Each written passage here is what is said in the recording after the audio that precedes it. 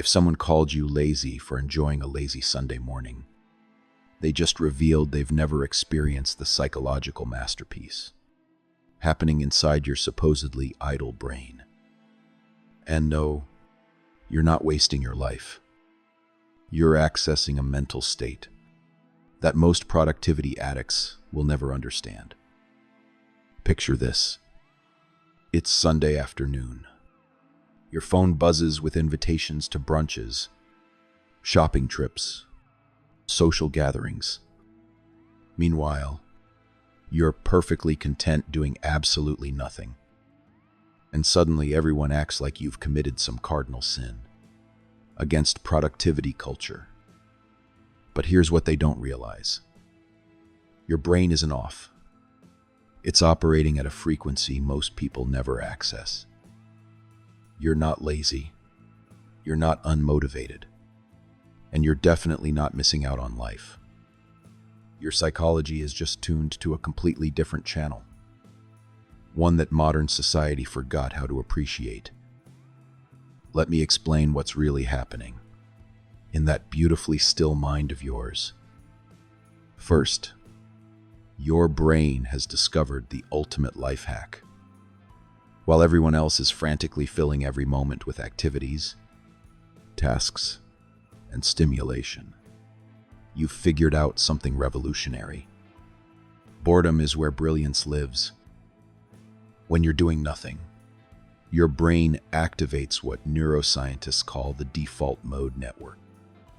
This is literally your mind's screensaver, except instead of bouncing logos, it's making connections, processing memories, and solving problems you didn't even know you had.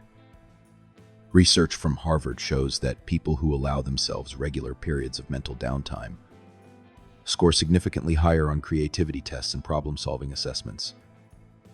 Your supposedly lazy moments are actually when your brain shifts into its most innovative gear. While others are consuming information constantly, you're giving your mind space to actually process and create something original. That random shower thought that solved a work problem, that happened because you gave your brain permission to wander. That creative idea that popped up during your afternoon nap, your subconscious was working overtime while you rested. You're not doing nothing. You're doing the most important something that most people never make time for. Second, you understand something about energy that productivity culture completely misses. Rest isn't the absence of productivity. It's the foundation of it. Your nervous system operates like a high-performance vehicle. Push it too hard without maintenance, and it breaks down. Give it proper rest, and it runs like a dream. People who enjoy doing nothing have what psychologists call high interoceptive awareness. Is less than hash on. Zero hash is greater than you're actually listening to your body's signals, instead of overriding them with caffeine and sheer willpower. When your energy dips, you rest. When your mind feels cluttered, you create space. When your soul feels heavy, you give it permission to just exist without performing. This isn't weakness. It's emotional intelligence.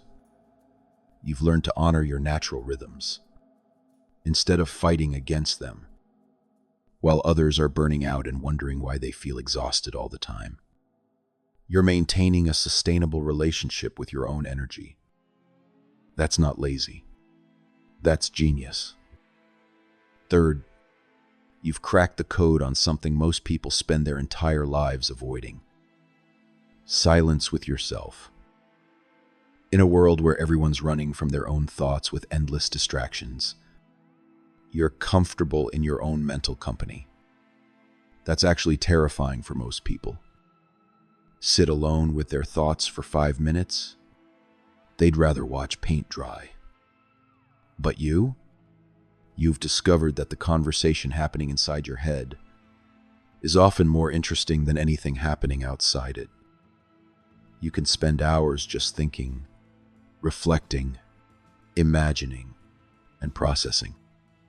This ability to be alone with yourself, without needing external validation or entertainment, is a superpower that most people never develop. Studies show that people who enjoy solitude have lower rates of anxiety and depression. They're more self-aware, more emotionally stable, and more satisfied with their lives overall. You're not avoiding life by doing nothing. You're creating a rich inner life that sustains you when the external world gets chaotic.